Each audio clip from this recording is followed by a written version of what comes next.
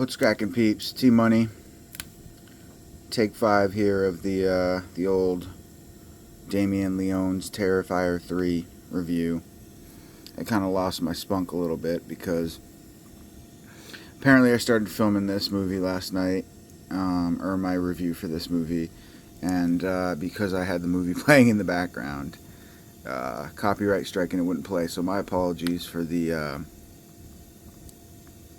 false hype that I created by posting that I had a review up that didn't play for anyone. So shout out to Chuck Igor for bringing that to my attention. I knew something was up because I had like an upside down triangle saying that I was banned in some territories, but I didn't know it was the US. So anyways, got this lovely fire going. It's Friday morning. The old 1977 fireplace that has those little like Firestone tablets on it because the bottom has a huge hole in it. I gotta clean the ashes out of here too. I'm lazy, but hope everybody's having a good winter so far. Getting a little bit of snow here, which is lovely. Kind of have to keep it like semi-shut because if I don't, then the fire's gonna go out. But we'll just keep that little bit going here. So yeah, Terrifier 3. My thoughts on the film. Saw it in theaters, but I'm glad I've watched it twice now since I have it on home video. I got the Steelbook and then I also got the regular 4K. So yeah, watched it again last night. What I love about, I guess I'll talk about what I like about the film and what I don't like about the film. Overall, I enjoyed it. I thought it was a nice addition to the slasher franchise. You know, it bothers me that it's like so commercially acceptable or accepted now, like everybody and their mother knows about it, but that's good. I mean, it's good for them, but I feel like it's affected the actual film quality in more negative ways than positive, and we'll get into that. But so yeah, I guess what I love about the movie, this one, Terrifier 3, is the setting. I think the setting is great. Christmas, I couldn't think of a better setting for Art the Clown. You know, I love Christmas-themed horror movies, so a good Christmas slasher and Art in Santa suit is amazing. He looks super creepy. There's stills with him in the axe and with the sunglasses on in the van and everything. He just looks so cool and creepy. And the cast, amazing cast, great supporting cast. You got Clint Howard in there. The cameos are great. You got the dude from Meet the Parents. You got Chris Jericho. So a great little supporting cast. Tom Savini's little douchebag ass is even in there, so that's cool. But yeah, so jumbled video as always. I guess we'll get into the things that I didn't like about the film. I mean, the kills were great, kind of like what we've come to expect, but I do have a major problem with the kills in that I feel like a lot of them are super over the top. The gore sequences, it's just overkill to the point where it's goofy. It comes across as goofy in a lot of sequences. Like, I feel like the original Terrifier movie was the best balance of humor and practical effects of all the movies so far, and I don't know, I feel like maybe it's because it was a lower budget, but I don't know if they were, because now I just feel like it's become like a thing. Let's outdo ourselves.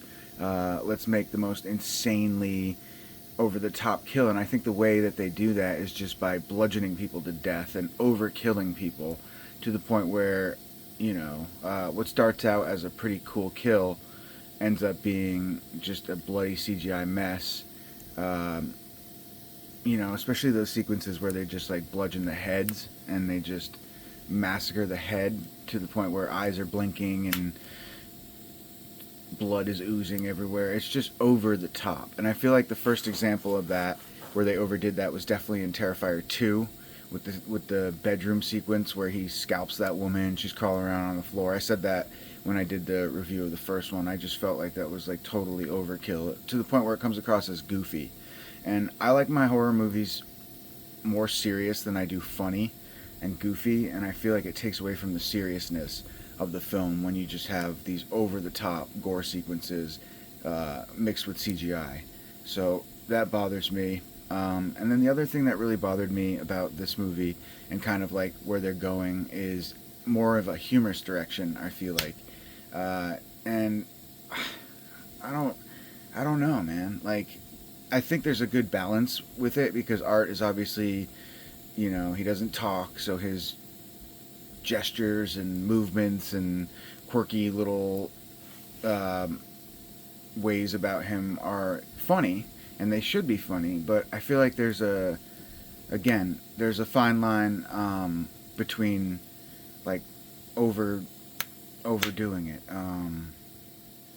Like there's a scene where they're in the dorm room, right? That hot young couple, and best kill of the movie, by the way. There's going to be a lot of spoilers in this review, so just warning. I mean, the chainsaw death is insane, and a lot of good practical effects in that kill as well. That's why I liked it so much, is because it looks so fucking real. It's nasty, but there's a scene where they're talking about Art the Clown and what he smells like, and whether or not she wants to have sex with him, and you see him just like making these stupid like ew like little like facial gestures as he's watching them talk about him, and it comes across to me as just goofy. I guess that's I don't know, something about that sequence really bothered me. It also really, you know, I don't want Art to be so human, I guess, because we have this supernatural character now. So when we talk about what Art smells like and if Art's good at having sex, and then you have him like being disappointed, it's just, I don't know, it's just kind of lame to me. I like more mystery in my character. I don't really know where I'm going with that, but I just felt like basically the over-the-top humor and gore are the two things that I feel like they overdid in this one, and I hope maybe in the future they tone down the humor. And you know, because there's certain things that are funny, like a great sequence in this movie is when they're in the bar and you got the Clint Howard scene, and that's cool. I mean, and it's a perfect mixture of humor and serious tone, because you've got him joking around on the bar stool and, you know, fucking around with the guys, but then you've got him pissing on the leg, and then his smile turns to this creepy ass grin. And to me, I think that's like a perfect balance of humor, and then serious tone or whatever. Perfect balance of humor, but not overdoing it. And so I don't know. Just something about the extra added humor is, I don't know if they're trying to play to a larger audience, or they're trying to make this character now appeal to a more, like, not just a horror crowd, like a comedy genre or something. But to me, it takes away from, you know, what could otherwise be a creepy ass character in a creepy ass horror movie. So that's my basic thoughts on that. So yeah, all in all, great setting, some good kills. Again, overdone in some sequences, great in others. The child death sequences are badass, and something uneasy about child death. It's like, on the one hand, feels very wrong and bad, but on the other hand, it's like, okay, they're not holding anything back. Art probably wouldn't hold anything back, so you got to roll with it, and I appreciate that, because I like to base my films on, you know, what would most likely be reality. One thing too is the supernatural aspect of the film. I'm sure it got to a point where the filmmakers had to cross that bridge and say, okay, so our character obviously is going to keep coming. We're going to keep resurrecting this character. So how are we going to do that? The most obvious way is to just make it a supernatural aspect, kind of like Friday the 13th. They decide when they finally decide to bring Jason back, and we kind of come to terms with the fact that Jason is a supernatural legend rather than a human being. It's kind of where we're at with art. But again, too much display of humanity kind of ruins the mystique of the film. And so there are certain gestures and ways that he acts that I would rather not be you know, um, I don't know. I lost my train of thought there, but um, yeah, like the whole in the second movie where they went the whole supernatural route and they have the sword and they created this whole like fantastical or whatever the word is, like almost like a fairy tale style plot where they created the sword and the girl who's going to be the one to save the day. Again, kind of goofy in my opinion. Like it just takes away from um, how serious I can basically take the film. But I don't mind the character of the main girl. She's not bad. And her brother kind of annoyed me, so I'm glad that he's gone, most likely. Also, another thing now that I'm thinking about characters, not a huge fan of these hosts that they keep resurrecting. And the last one, it was the little girl. She was actually pretty creepy. In this one, you've got this, I forget, the asylum girl or whatever she is. She's fucking annoying.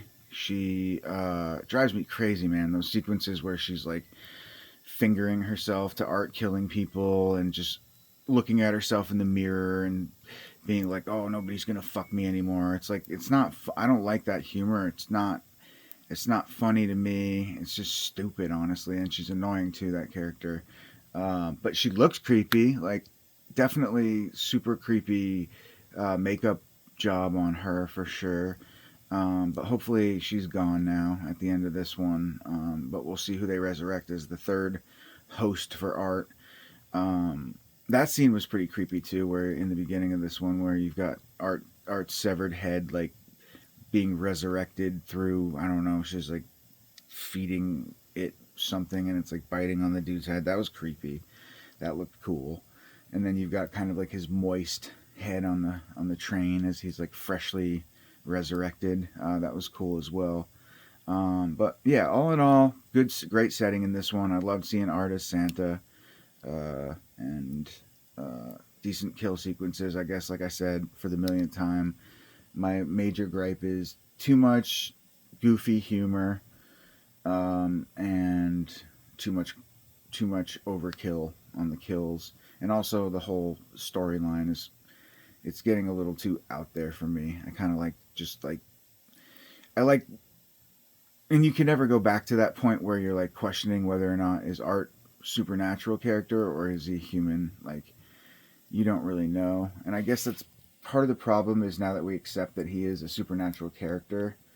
Um, I don't know, some of the things that he does, like joking about his scent, um, just rub me the wrong way for some reason. I don't know. It's hard to explain. But mall sequence was awesome in this one as well. That was great. And yeah, some good scenes like it when they're in the dilapidated factory building, and you've got Meet the Parents guy and Maurice Jackson. That was funny in the bar scene where he shines the ID.